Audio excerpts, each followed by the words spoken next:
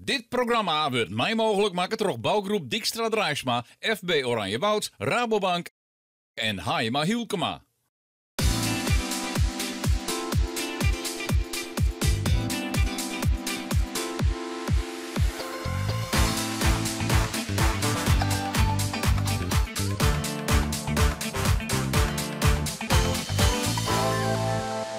Goejoen en welkom vanuit Woordzijn. Welkom hier op Hegememaar, want de wordt weer zield in het SKS Kampioenschap editie 2024.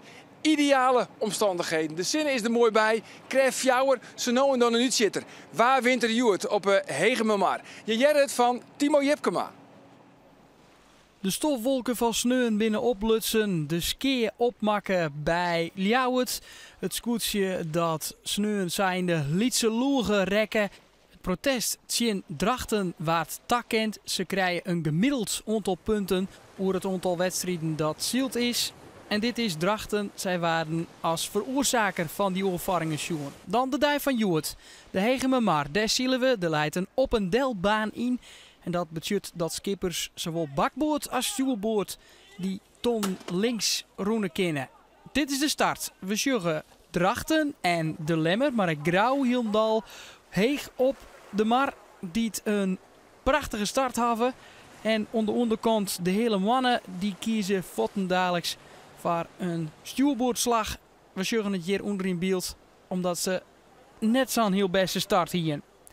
Dan onboord bij Sietse Brouwer, de nummer 4 van het klassement. En dan is het hier nog net heel uitzichtelijk. Maar zullen we Snits, de snekenpan, in de beste koers naar die bopperste tonnen. En het viel nogal wat uit elkaar. Grauw als twadde. Drachten treden. En we zullen daar het Jereveen voorbij Drachten schouwen. Zij staan vierde. Voor wie gaat het dan waarom? Want hier ek de middenboot voorbij die bopperste tonnen schoot. En is Snits al haast waarom bij de gate. Jappie Visser. Maar de snekenpan.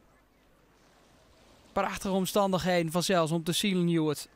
Dan is het nieuwsgierig om te zien hoe die scootjes door die gate gaan.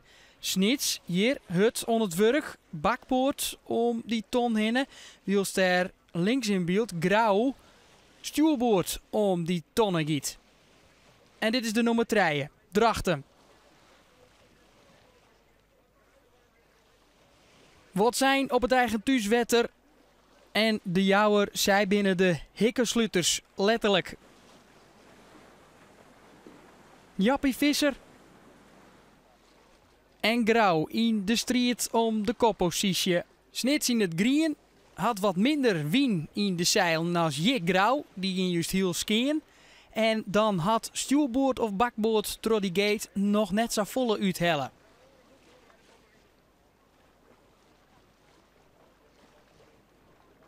Waarom dan naar de gate? Het hele veld weer van de wien.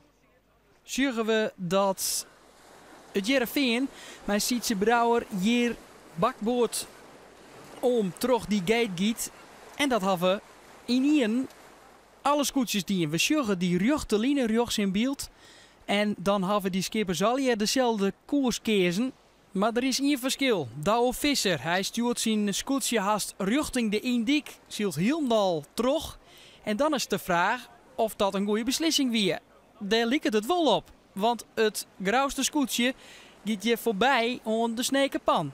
En dan is het de klassementsleider die het even zien liet, ons zien omke Caesar, wat hier de beste is. Zielt op dagen mij die oranje wimpel, de klassementsleider. De gele trui van het SKS-klassement. Maar ja, er kan nog van alles gebeuren. En Parijs is nog 4. Dan hier Huzum, rechts in beeld. Er komt de tonnen. En Akrum, knap in het wit. Dit is het Ljouterscootje. Vanzelfs belangrijk om te volgen voor het algemeen klassement. Kunnen zij het grauw nog lastig meidje. En dit is de snekerpan. Snits. Maar Jappie Visser, de gate is dan wat onpast. Na een oerkesiel. Snits, iepen het de onval. En zij kiezen de gate stuurboord om. de snekerpan mat mij een list komen. Een tactisch kaakspul van de bopperste planken. En de snekerpan is grauw voorbij. Wol een heel soort wien in de zeilen, maar Snits had de beste koers. Ging je weer om die bopperste tonnen als nummer 1. En dat vinden ze maar al te mooi. En Drachten zielt dan zelfs naar het reddenplak hier rechts in beeld. De top 3 weer waarom naar de gate. En Ljouwert en het Jereveen zij zakje wat vod.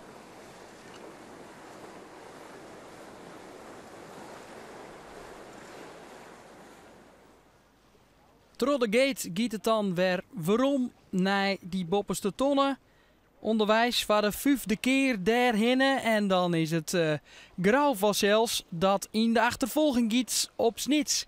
Kunnen zij het harn nog lastig meidje. Jappie Visser had zelfs tijd om even te zwaaien naar het publiek. Maar de Grausters komen in de problemen. Nat zo onvallen, maar het is juist verdienen. Sjugres even on. Het is Akram dat volle mee gong had. Had volle via de tros hield richting die Indiek. En Skoen nou voorbij. Akram en Kinnen die toch nog wel herrie. Nee. Het is grauw dat hier in de problemen komt. De koprenner van het algemeen klassement. Matte hier een strafrondje om die tonnen. En daar kunnen heel veel met Akram en de Jouwer zelfs voorbij het grauwste scootje komen. Rinus de Jong, met de Jouwer van 4 naar 3. Wat een prestatie. Hier zal minder start, maar Sjugres. Zij komen zelfs als nummer 3 om die ton. Jereveen Drachten al voorbij grauw. En nou ook Ljouwert, die stekken hem de tusken. Het is grauw dat verdienen mat mij wat ze hebben. En hier de knappe nummer 2. Het scootje van Akram. Profiteert van de wienskifting die te West had. Zij lezen twadde. Komt er dan nog tekening in dat algemeen klassement? Dat hier we net toch deze race. Doet de Grausters als koprenner in deze wedstrijd om die tonnengong. Nee, haast 2 uur ziel. De finishvlagen erin. En dan weet Jappie Visser van Snits al genoeg een mooie opstekker naar Sneun. De tweede duiwinning voor hem en de snekerpan. Tweede, knap, Akram. En tredde wordt de Jouwer. Hele mooie. De shoot is zeer verder binnen aankomt. Als ze met die orenboei, hè. Nou ja, dat pakt het prachtig uit. En daar heb ik helemaal genoeg vergist die bij die boei daar. Dat is dan wel een steun natuurlijk. Maar ja, toen gingen wij wel rond, dus dat voel ik net zo erg. Snits, mooi. Jappie Visser die pakt zijn tweede dooioverwinning hier op de Hegemamar bij Voortsijn. Ja, de Hegemamar achter u. Het is wel leeg. Het tuig is er naar onderen daar bij de Vitjeskoetjes. Jeroen de Vos. Ja, het lastige hier is die skiftende wien. Hè. Het verhoor het constant.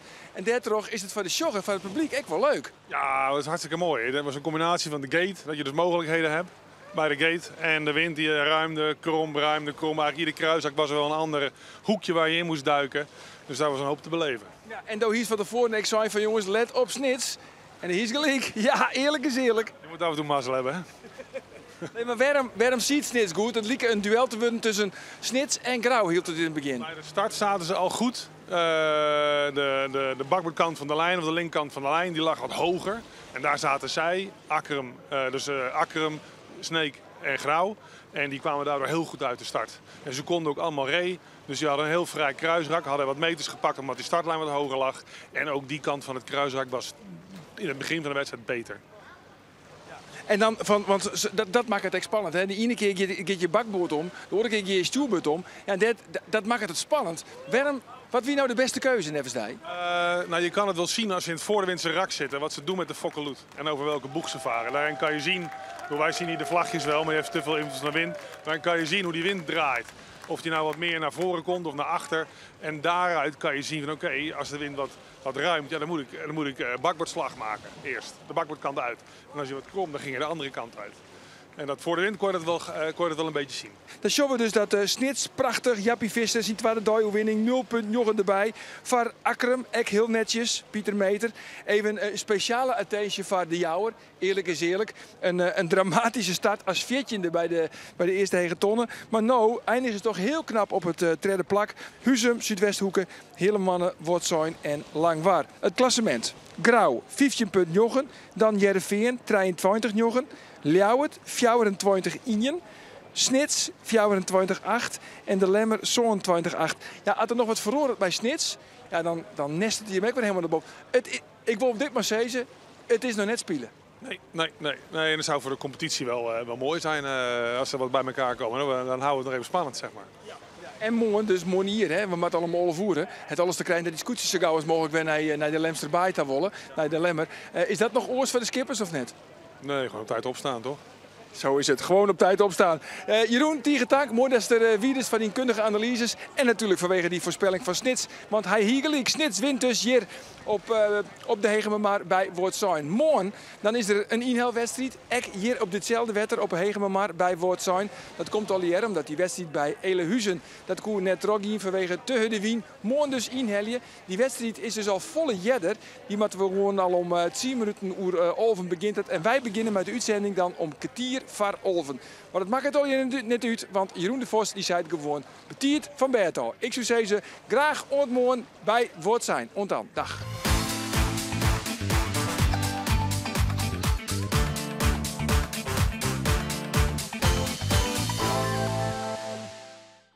Dit programma waard mij mogelijk maken door bouwgroep Dijkstra Draaisma, FB Oranjewoud, Rabobank en Haima Hielkema.